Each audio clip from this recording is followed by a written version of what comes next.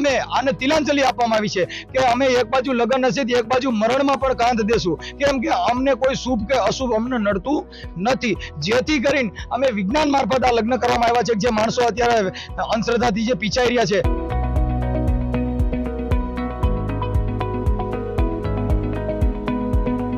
અને આ લગ્ન દ્વારા અમે એક જ ખાલી મેન અમારો એક જ ઉદ્દેશ છે કે ગમે તે વસ્તુ હોય એમાં શ્રદ્ધા રાખવી જરૂરી છે, અંધશ્રદ્ધા રાખવાની કોઈ જરૂરિયાત છે નહીં। એટલા માટે આપણે ગમે તે વસ્તુ ચોઘડિયા જે હોય એમાં વિશ્વાસ રાખવો જોઈએ, પણ અંધવિશ્વાસ ન રાખવો જોઈએ। અને આ જે સમાજના કુરિવાજો છે એ બધામાં અમે માનતા નથી,